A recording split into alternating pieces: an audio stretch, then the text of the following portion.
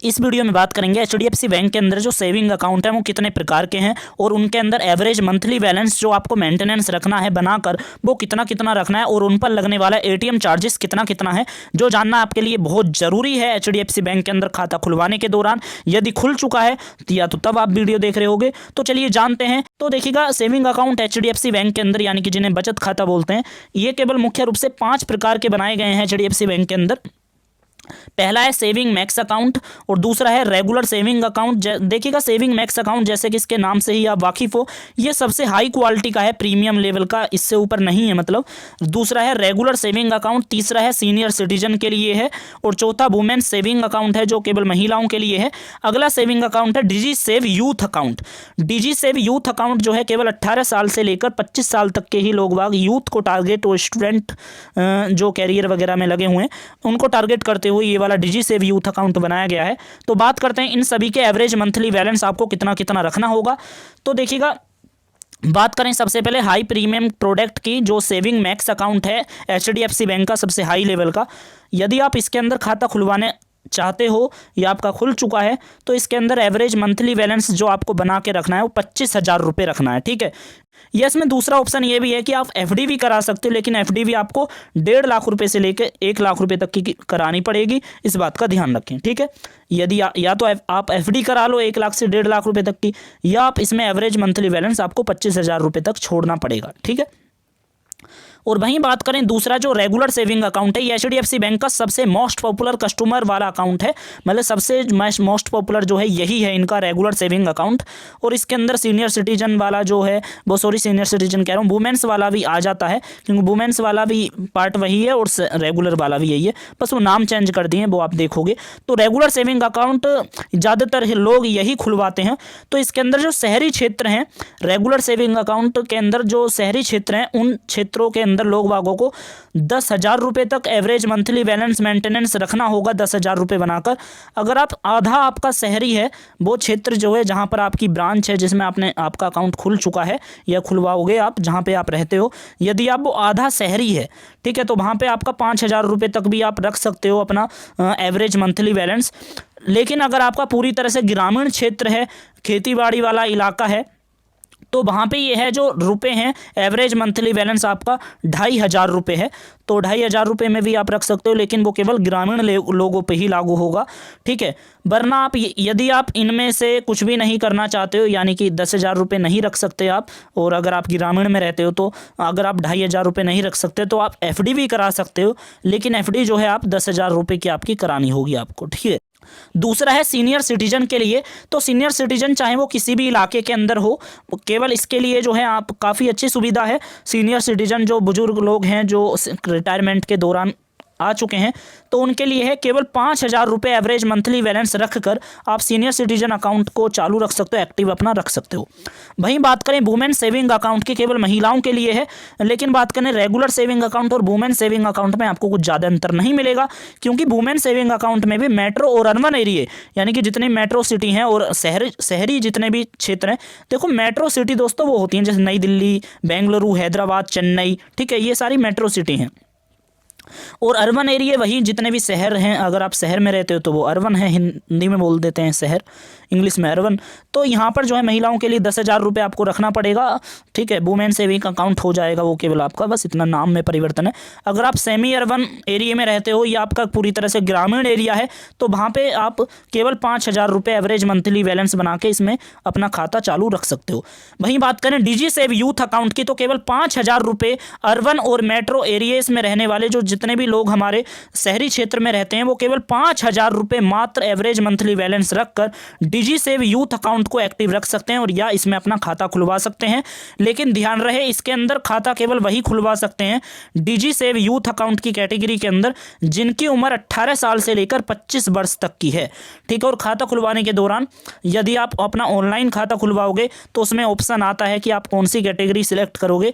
तो आपकी उम्र अगर 18 से 25 वर्ष तक की है, अगर आप इसमें चाहते हो तो आप डिजी सेव यूथ अकाउंट सिलेक्ट कर सकते हो।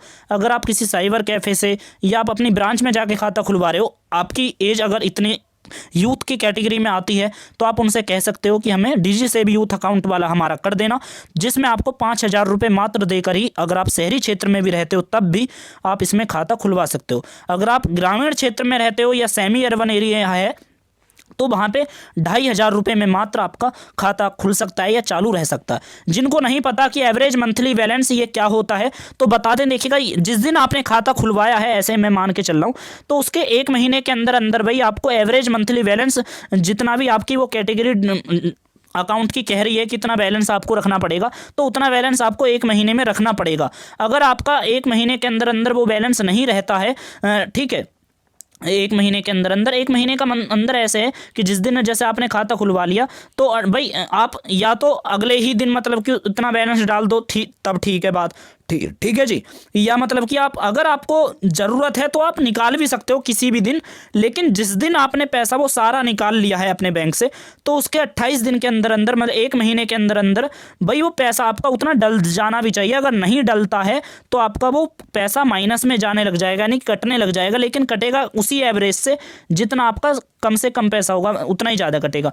मतलब कि जैसे मान के चलिए 10,000 रुपये एवरेज बना के आपको रखना है, आपका रेगुलर सेविंग अकाउंट है तो उसमें तो पैसा ज़्यादा कटेगा क्योंकि आपने 1 रुपया भी अभी नहीं छोड़ा है, लेकिन आपको 10,000 रुपये रखना था लेकिन आपका पड़ा है केवल 9,000 रुपये। तो जी उस दौरान जो है आपका पैसा कम कटेगा क्योंकि अभी आपका 9,000 तो पड़ा हुआ है ना। तो इस तरह से तो एवरेज मंथली बैलेंस जो है आपको रखना ज़रूरी है। अगर आप नहीं रख पाते हो तो आपको मैंने बता दिया पैसा कटना आपका चालू हो जाएगा, लेकिन यह है कि अगर आपको ज़रूरत है तो आप निकाल भी सकते हो, लेकिन आपको 1 महीने के अंदर अंदर वो पैसा उतने का उतना डालना ज़रूरी है। ठीक है जी, तो चलिए अब बात कर लेते हैं एटीएम चार्जेस को लेकर। तो एटीएम चार्जेस जो जानना आपके लिए बेहद ज़रूरी है। तो देखिएगा इसके अंदर क्या है कि यदि आपका अकाउंट केवल इसके अंदर खुला हुआ है सेविंग मैक्स अकाउंट जो 25,000 आपको एवरेज मंथली बैलेंस रखना ज़रूरी होगा, तो इसके अंदर तो सभी ट्रांजैक्शन किसी भी एटीएम के अंदर कितनी बार भी कुछ भी करो पूरी तरह से एटीएम ट्रांजैक्शन आपका पूरी तरह से फ्री रहेगा। यानी कि एटीएम से कुछ भी आप पे कैश जितनी मर्जी निकालना चाहो कितनी बार भी निकालना चाहो पूरी तरह से फ्री रहेगा। लेकिन यदि आपका अकाउंट जो है इनके अंदर है जो सबसे ज़्यादा इसी में ही होता है लोग बागों का, जिसमें आपको एवरेज मंथली बैलेंस 10,000 रुपये से लेकर 5,000 रुपये रखना हो सकता है, यानी कि ये जो चारों हैं आपको मैंने बता दिया है, तो आपका एटीएम ट्रांजैक्शन उन पे लगेगा, मतलब कि आपका चार्ज लगेगा। मतलब कुछ तक तो फ्री है लेकिन वो हद आप अगर पार कर दे तो 1 महीने में तो आपका चार्ज लगना चालू, ठीक है, जो काफ़ी लाजमी है, इतना हो ही जाता है अगर आप एटीएम रखोगे। ठीक है जी, तो इसे मैं आपको बता देता हूं कि जो चारों कैटेगरी हैं तो उन पर किस किस प्रकार का चार्ज वगैरह लगेगा एटीएम के अंदर।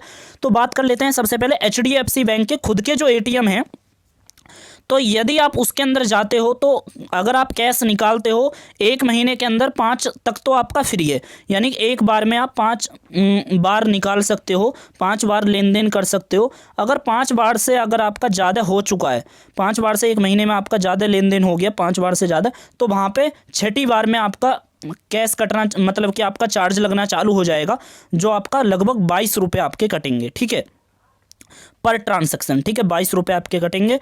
अब आपको बता दें यदि आप जो है एचडीएफसी बैंक के अलावा यानी कि एचडीएफसी बैंक को छोड़कर बाकी किसी भी अन्य बैंक के एटीएम में जाते हो तो वहाँ पे क्या है, तो देखिएगा अदर बैंक्स के एटीएम में जो है ये है कि आप जो है यदि मेट्रो सिटी के अंदर रहते हो तो 3 बार तक तो आप जो है फ्री ट्रांजैक्शन कर सकते हो। मेट्रो सिटी, वो मेट्रो एरिया कौन कौन से हैं? मुंबई, नई दिल्ली, चेन्नई, कोलकाता, बेंगलुरु, हैदराबाद।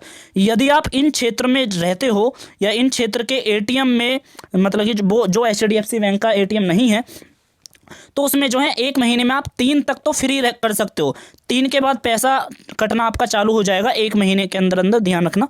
ठीक है, अगर आपका वो मेट्रो सिटी के अलावा बाकी जितने भी क्षेत्र हैं पूरे भारत में, ठीक है, जो मेट्रो सिटी के नाम मैंने आपको बताए हैं ये, अगर आपका इनके अलावा वो किसी दूसरे इलाके के अंदर वो आपका एटीएम है तो उसके अंदर 5 कर सकते हो आप फ्री। ठीक है, नॉन मेट्रो एटीएम जितने भी हैं मेट्रो सिटी के एटीएम उसमें 5 ट्रांजैक्शन फ्री कर सकते हो, 5 के बाद पैसा कटना चालू हो जाएगा।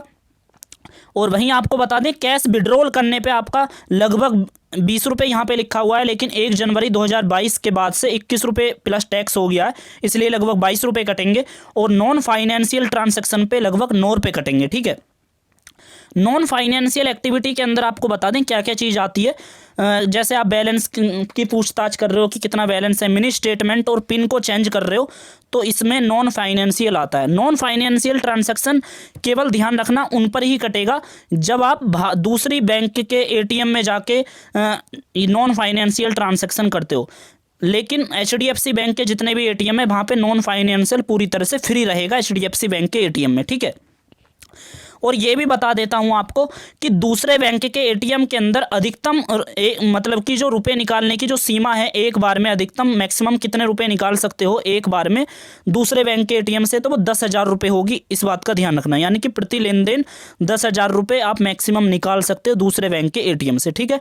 और HDFC बैंक को छोड़कर जितने भी एटीएम हैं, अगर आप उसके अंदर कैश निकालते हो, ठीक है, या उसमें जितने भी नॉन फाइनेंशियल आप लेन देन करते हो, तो उसमें दोनों पर ही चार्ज लगेगा। इस बात का ध्यान रखें, ठीक है। और कितना कितना चार्ज लगेगा ये सारी चीज़ें मैंने आपको बता दी है।